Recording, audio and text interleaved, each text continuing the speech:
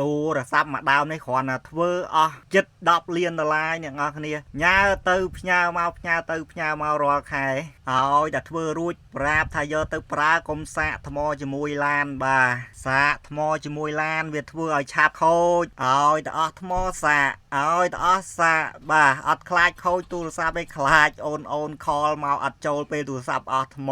ផ្ញើមកសារក្រោយនេះឆាតមកប្រាប់បងទូរស័ព្ទខ្ញុំខូចដាក់ទៅទៀតហើយជាងរ៉ាម៉េះបាទខំថាប្រាប់ហើយថាទូរស័ព្ទកុំឲ្យសាកថ្មជាមួយឡានឥឡូវនៅសាកដល់តែខូចទៀតភ្ញៀវនោះបាទអត់ទេ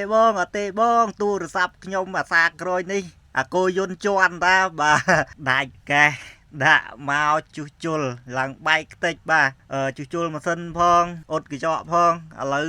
រួចរាល់ហើយស្អាតខ្ចីញហើយទៅទៀតហើយអត់ដឹងថាបានប្រហែលថ្ងៃទៀតទេមើលទៅ